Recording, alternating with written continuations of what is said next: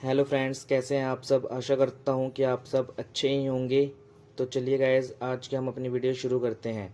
आज का हमारा वीडियो का टॉपिक होने वाला है इंजेक्शन, मोस्ट कॉमन यूज़ होने वाले इंजेक्शन, जो सबसे ज़्यादा इंजेक्शंस यूज़ होते हैं। आज हम उनके बारे में बात करेंगे और कौन कौन से ऐसे इंजेक्शन हैं जिन्हें ड्रिप में डालकर, नॉर्मल सलाइन में डालकर, या फिर जिसे हम आम भाषा में बोतल कहते हैं उसमें डालकर हम यूज़ कर सकते हैं। तो सबसे पहले हम बात करते हैं, सबसे पहले इसमें आते हैं एंटीबायोटिक्स। ये एंटीबायोटिक्स का क्या काम होता है जी। ये एंटीबायोटिक्स होते हैं, ये क्या करते हैं, बैक्टीरिया को किल करने में हेल्प करते हैं। जो हमें किस में हेल्प करते हैं, हमारे किसी भी टाइप का इन्फेक्शन है उसे ट्रीट करने में हमें मदद करते हैं। तो सबसे पहले हम एंटीबायोटिक की बात करें, सबसे पहला एंटीबायोटिक आता है इसमें हमारे पास सेफ्ट्रैक्सोन। सेकंड नंबर पे आता है अमीकासिन।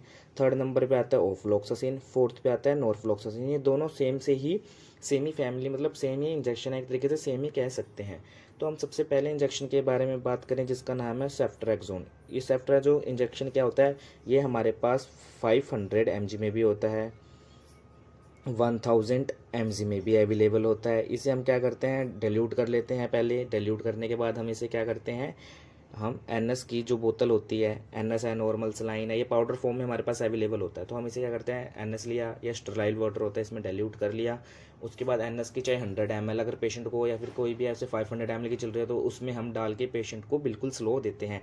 इसे स्लो देने का मेन रीज़न है कि क्या, ये बहुत ज़्यादा पेनफुल होता है। और यहाँ पे क्या कर देता है, ये जहाँ पे कैनुला लगा होता है वहाँ पे क्या करता है, इन्फिल्ट्रेशन कर देता है उस साइड पे, वहाँ पे रेडनेस हो जाती है और पेशेंट को बहुत ज़्यादा डिस्कम्फर्ट होता है। इसलिए इस मेडिसिन को हमेशा एनएस में ही देना चाहिए। डायरेक्ट देने पे पेशेंट को कंडीशन सीवियर हो सकती है। नेक्स्ट इंजेक्शन की बारे में हम बात करें तो नेक्स्ट इंजेक्शन है हमारा अमीकासिन। अमीकासिन क्या होता है, अमीकासिन भी एक टाइप का क्या है, हमारे पास एक एंटीबायोटिक ही है जो हमारे पास अवेलेबल होता है। इसे भी हम डाइल्यूट करके पेशेंट की एनएस में लगाते हैं और पेशेंट की बॉडी में लगा देते हैं। अमीकासिन भी हमारे पास 500 mg में आता है, 1000 mg में आता है। तो हम इसको भी हम हमेशा एनएस में ही देते हैं, नहीं तो ये पेशेंट को बहुत ज़्यादा डिस्कम्फर्ट महसूस करता है। और जो हम बात करें नॉर्फ्लॉक्सासिन, ओफ्लॉक्सासिन, इसकी क्या होता है, 100 ml का पाउच आता है। ये पहले जैसे एनएस होता है, जैसे D5 का हमने आपको लास्ट वीडियो में बताया था कि कौन कौन से टाइप के एनएस होते हैं। आप उस वीडियो को भी चेकआउट कर सकते हैं, उसका लिंक मैं यहाँ डिस्क्रिप्शन में प्रोवाइड कर दूंगा।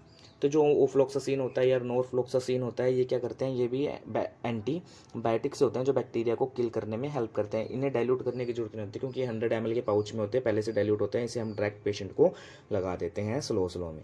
हम नेक्स्ट की बात करें तो हमारे पास अब नेक्स्ट इंजेक्शन की बात करें तो नेक्स्ट इंजेक्शन आता है हमारे पास पेन किलर्स। ये जो पेन किलर्स होते हैं हम किस लिए यूज़ करते हैं, पेन किलर्स हम यूज़ करते हैं पेन की कंडीशन में। सबसे मोस्ट कॉमन यूज़ होने वाला इंजेक्शन कौन सा है, सबसे ज़्यादा यूज़ होता है डिक्लोफिनैक और यूज़ होता है ट्रामाडोल।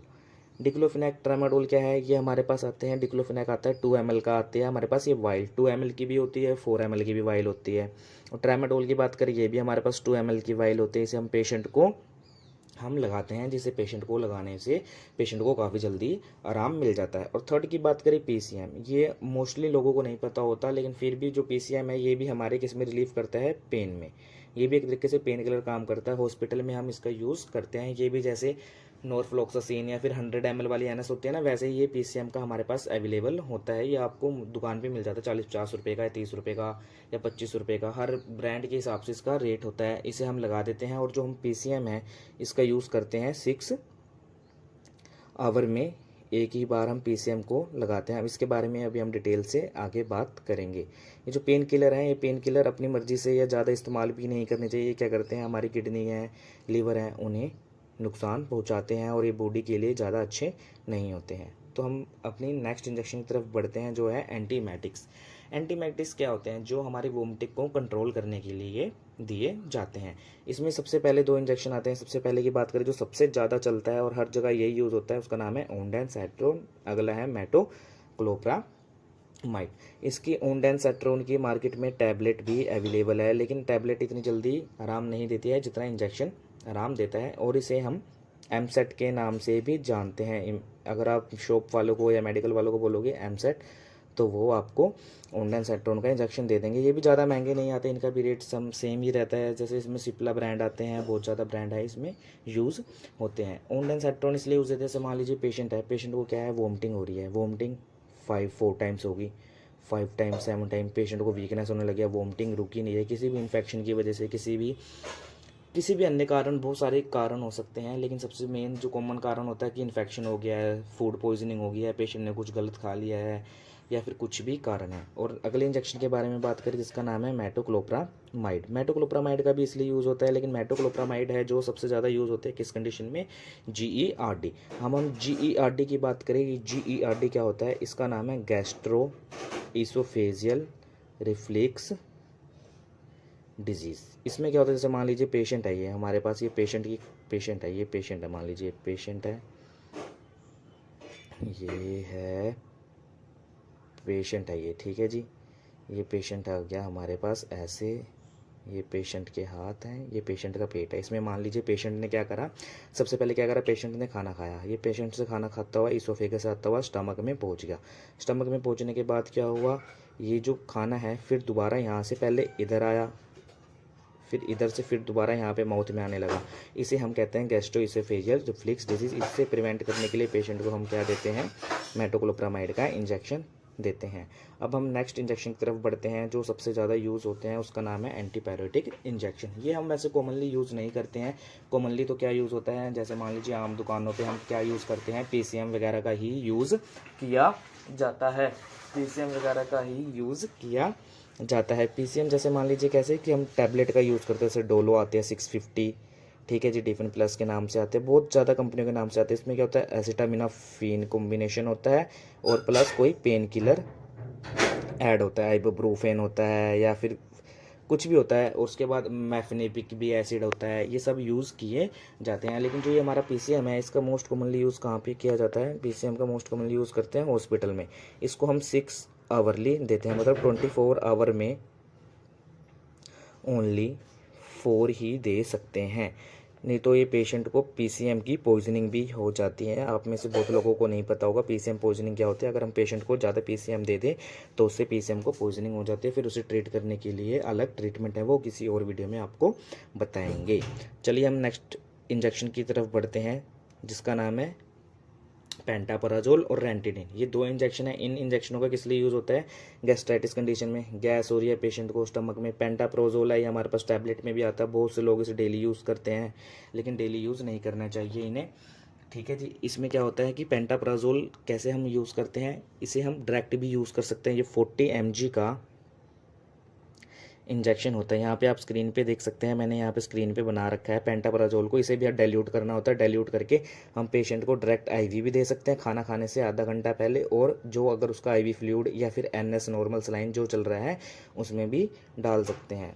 और नेक्स्ट उसकी बात करें तो नेक्स्ट आता है हमारे पास रेंटिडिन। ये टैबलेट की फॉर्म में भी आता है, इसकी टैबलेट आती है 150 mg। जैसे पेशेंट को गैस बन रही है, स्टमक पेन हो रहा है, जैसे पेशेंट को लगता है कि यहाँ पे हार्ट में कुछ हो रहा है, लेकिन हार्ट में कुछ नहीं, वहाँ पे गैस हो रही होती है, जैसे बिल्कुल मिड एपिगैस्ट्रिक रीजन की तरफ में, थोड़ा सा राइट साइड में होता है, तब इस चीज़ का यूज़ किया जाता है। ये सबसे बेस्ट रहता है पेंटोप्राजोल कि ये गैस को, एसिडिटी को बिल्कुल ही ख़त्म कर देता है।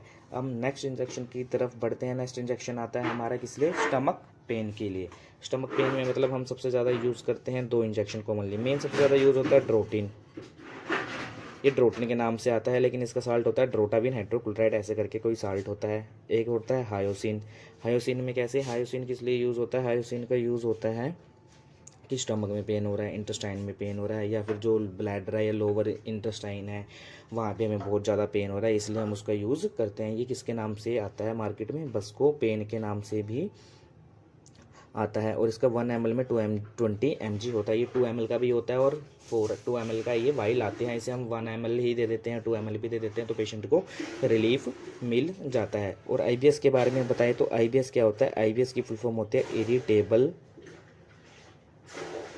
Bowl, irritable bowel syndrome IBS की फुल फॉर्म होती है। उसके बाद हम बात करें ड्रोटाविन की। ये ड्रोटाविन ड्रोटिन के नाम से आता है। ये किस लिए यूज़ होता है, ये मेंस्ट्रुअल पेन होता है, जैसे बहुत ज़्यादा पेन होता है, उसमें जो पेन होता है अनबियरेबल पेन होता है और वो पेन कंट्रोल नहीं हो पाता, उस चीज़ में हम ड्रोटाविन का इंजेक्शन लगाते हैं। पेशेंट को किडनी स्टोन है या फिर बाइलरी स्टोन है, जैसे कोई कहते हैं कि हमें पथरी का दर्द हो रहा है, इंजेक्शन लगवाना है पेन के लिए, उससे आराम नहीं मिलता, इतना गंदा बहुत ज़्यादा पेन होता है, तो उसमें ड्रोटिन नाम का इंजेक्शन होता है जिससे पेशेंट को रिलीफ। इंजेक्शन के बारे में बात करते हैं। जो हमारा नेक्स्ट इंजेक्शन है वो है डायूरेटिक्स। डायूरेटिक्स क्या होता है, डायूरेटिक्स का यूज़ कहाँ होता है, और डायूरेटिक्स के अंदर कितने एमएल की वाइल होती है, किन पेशेंट को दिया जाता है, किन पेशेंट को नहीं दिया जाता, उन सब के बारे में जानते हैं। जो डायूरेटिक्स होते हैं ये क्या करते हैं, डाई मतलब डाइल्यूशन, यूरेटिक्स मतलब यूरिन, ये जाके हमारे यहाँ पे एक्ट करते हैं। लूप ऑफ हेनले, डीसीटीपी, ये चीज़ मैं आपको एक अलग सेपरेट वीडियो में बताऊंगा, नहीं तो वीडियो ज़्यादा लंबी हो जाएगी। ये डायूरेटिक्स क्या करते हैं, जैसे मान लीजिए पेशेंट वाटर कंज्यूम कर रहा है या कुछ भी लिक्विड फ्लूइड ले रहा है, लेकिन क्या है अमाउंट ऑफ यूरिन नहीं बन रहा है, मतलब जितना यूरिन आना चाहिए उतना यूरिन नहीं आ रहा है। कितना यूरिन आना चाहिए, कि मैंने आपको लास्ट वीडियो में बताया था कि 24 आवर्स में कितना यूरिन आता है, 720 ml। लेकिन अगर इससे कम आ रहा है या बहुत ही कम आ रहा है, सिर्फ 300-400 ml आ रहा है, तब ये कंडीशन हो जाती है। तो इसमें हमें लैसिक्स का यूज़ करना पड़ता है, या फिर जो पर आवर के हिसाब से लगा के चले, 1 आवर में आना चाहिए हमारा कितना, 30 ml, लेकिन ये 30 ml से कम होकर कितना आ रहा है, 5 ml, 7 ml, 10 ml आ रहा है इतना।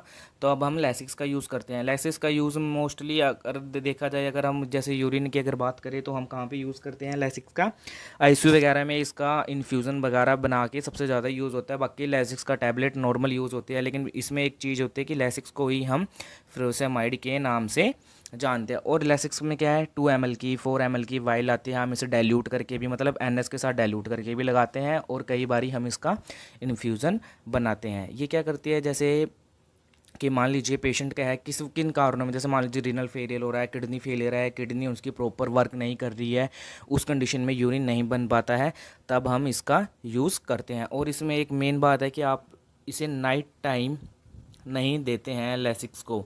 अगर नॉर्मल पेशेंट है, अगर बेड रिडन पेशेंट है तो उसका चलता रहता है, लेकिन नॉर्मल पेशेंट है नाइट टाइम नहीं देते। इसका सबसे बड़ा रीज़न ये है कि नाइट टाइम में इसलिए नहीं देते क्योंकि इससे क्या होता है, नाइट टाइम में जो पेशेंट है, अगर हम लैसिक्स दे दिया तो वो क्या करेगा, बार बार बार बार उसे यूरिन जाने की अर्ज होगी, तो वो सारी रात अंदर बाहर ही करता रहेगा। तो अब हम नेक्स्ट मेडिसिन इंजेक्शन के बारे में बात करते हैं। जो मोस्ट इम्पोर्टेंट इंजेक्शन होता है जो है हमारा कौन सा, डेरिफाइलिन, हाइड्रोकोर्टिसोन और डेक्सामेथासोन। सबसे पहले आता है डेरिफाइलिन, फिर आता है हाइड्रोकोर्टिसोन, फिर आता है डेक्सामेथासोन। यहाँ पे आप इमेजेस लगाई हुई हैं, आप यहाँ पे इमेजेस भी देख सकते हैं। ये किस प्रॉब्लम में यूज़ किया जाता है, जैसे ब्रीथिंग प्रॉब्लम है, एलर्जी है। हाइड्रोकोर्टिसोन कैसे यूज़ होता है, हाइड्रोकोर्टिसोन मेनली यूज़ होता है कब, जैसे मान लीजिए पेशेंट को अस्थमा की कंडीशन है, या फिर सीवियर ब्रीथिंग प्रॉब्लम हो गया, सडनली शोक की कंडीशन आ गई है एकदम से, या फिर पेशेंट को एलर्जी हो गई है किसी भी चीज़ से, एनाफ्लेटिक रिएक्शन हो रही है, तब हाइड्रोकोर्टिसोन का यूज़ करते हैं। डेरिफाइलिन किस में हेल्प करता है, कि जैसे मान लो पेशेंट को ब्रीथिंग लेने में, सांस लेने में दिक्कत हो रही है, तब हम डेरिफाइलिन का यूज़ करते हैं। डेक्सामेथासोन का भी तभी यूज़ करते हैं अस्थमा कंडीशन में, एलर्जी में। ये क्या है, ये एक स्टेरॉइड है, आप यहाँ पे देख सकते हैं। ये यहाँ पे 100 mg का ये हाइड्रोकोर्टिसोन आता है एक। इसको हम डाइल्यूट करके भी लगाते हैं और इसे हम डायरेक्ट भी लगा देते हैं, लेकिन हम क्या करते हैं इसे बहुत स्लो, मतलब डाइल्यूट करके, जैसे 50 ml 20 ml की सिरिंज है, 10 ml की सिरिंज है, 20 ml की सिरिंज है, तब हम लगाते हैं इसे। हम ज़्यादातर स्टैट में लगाते हैं, मतलब अब मैं इसकी टर्मिनोलॉजी पे भी एक वीडियो बना दूंगा। आप सब कमेंट करके बताना कि आपको वीडियो चाहिए या नहीं चाहिए इस टॉपिक पे। और जो डेक्सामेथासोन है, अब डेक्सामेथासोन के बारे में है कि इसको क्या नाम है, सोडियम फोस्फोफेट होता है। इसमें क्या होता है, 120 mg पर 30 ml होता है, मतलब 1 ml में इसमें कितना होता है, 1 ml इक्वल टू 4 mg के बराबर होता है। इंजेक्शन की बात करते हैं, इसका नाम है मल्टीविटामिन इंजेक्शन। सबसे पहले हम इसके कलर की बात करते हैं। ये कलर होता है इसका येलो कलर। कौन से कलर का इंजेक्शन होता है, ये हमारे पास होता है येलो कलर का इंजेक्शन होता है। आपने कई बार देखा होगा कि जब भी डॉक्टर के पास जाते कहते कमजोरी हो रही है, तो डॉक्टर कहते कोई बात नहीं इंजेक्शन लगा देते। वो क्या करते हैं, एनएस लेते हैं, एनएस में इसका एम्प्यूल तोड़ते हैं और एनएस में इसे डाल के पेशेंट को लगा देते हैं। तो आपने देखा होगा कि उसका कलर हो जाता है बिल्कुल कैसे, पेल येलो कलर का इंजेक्शन हो, पेल कलर येलो का एनएस नॉर्मल सलाइन हो जाते हैं। इसे मोनली 100 ml में भी यूज़ कर लेते हैं अगर वीकनेस के लिए लगाना है। अगर पेशेंट को पहले से ड्रिप चल रही है तो ये 500 ml की नॉर्मल सलाइन में भी डाल देते हैं।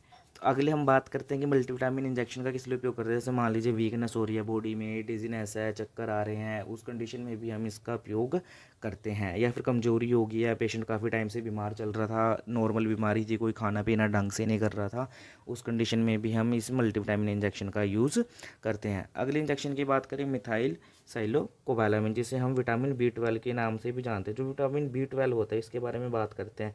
ये सबसे पहले क्या करता है, बहुत इंपॉर्टेंट होता है हमारी बॉडी के लिए। क्या करता है, ब्लड बनाता है, सेल प्रोडक्शन में हेल्प करता है, ब्लड फॉर्मेशन में हेल्प करता है, जो हमारे प्रोटीन है, टिश्यू सिंथेसिस होती है, प्रोटीन में भी बहुत ज़्यादा हेल्प करता है। जैसे मान लीजिए पेशेंट की विटामिन B12 की कमी हो जाती है, तब इस इंजेक्शन का डॉक्टर यूज़ करता है। ये ब्राइट रेड कलर का होता है, जैसे कि आप यहाँ वीडियो में देख सकते हैं। यह इंजेक्शन है ब्राइट रेड कलर का इंजेक्शन होता है और इसमें से काफ़ी तेज़, जिसे हम कह सकते हैं स्मेल या गंध या कुछ भी आप कह सकते हैं, बहुत तेज़ आती है। और इसे भी हम क्या कहते हैं, एनएस में यूज़ कर लेते हैं, और कई बार डॉक्टर क्या करते हैं, इसे डायरेक्ट ही यूज़ कर देते हैं। इसमें से बहुत सारी मेडिसिन है जो हम IM भी यूज़ करते हैं, IV भी यूज़ करते हैं, लेकिन जो मोस्टली मेडिसिन होती है वो IM या डाइल्यूट करके ही देते हैं, क्योंकि कुछ मेडिसिन ऐसी होती हैं जो पेन करती हैं, इसलिए उसे डाइल्यूट करके ही देने में बेनिफिट होता है। नेक्स्ट मेडिसिन की बात करें हम, इसका नाम है आयरन, जिसे हम किस नाम से जानते हैं, सेप्सिल। ये ब्रांड कंपनी का है, कंपनी के नेम से आता है, और जिसे हम आयरन के नाम से जानते हैं। जैसे मान लीजिए पेशेंट की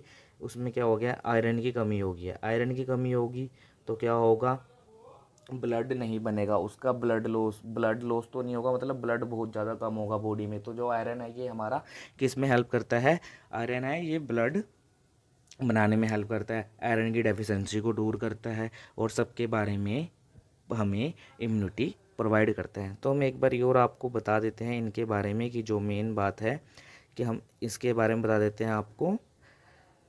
पेन किलर्स हो गया, एंटीबायोटिक्स से सेफ्ट्रैक्सोन होते हैं, अमीकासिन होते हैं। ये क्या होता है, 100 mg भी होता है, 500 mg भी होता है। इसमें क्या करते हैं डॉक्टर कि जो ये मेडिसिन अगर हम इसे किसी पेशेंट को डायरेक्ट दे देते हैं, मान लीजिए हमने पेशेंट को डायरेक्ट IV दे दिया, तो पेशेंट को बहुत ज़्यादा पेन होगा। वो आप जैसे ही थोड़ा सा 1 ml के आसपास पेशेंट की बॉडी में जाएगा तो पेशेंट को बहुत ज़्यादा पेन होना शुरू हो जाएगा, इसलिए हम इसे उसमें डाइल्यूट करके ही देते हैं। तो गाइज़ आपको ये वीडियो कैसी लगी, अगर अच्छी लगी है तो आप हमें कमेंट करके बता सकते हैं। आप चैनल को सब्सक्राइब भी कर सकते हैं, लाइक भी कर सकते हैं, और अपने फ्रेंड्स के साथ शेयर भी कर सकते हैं। हम ऐसे ही और वीडियो लाते रहेंगे मेडिसिन के बारे में जानकारी की, जिससे आप जानकर अपनी इंफॉर्मेशन, अपनी नॉलेज को और ज़्यादा इंक्रीज़ कर सकते हैं। Thank you so much guys.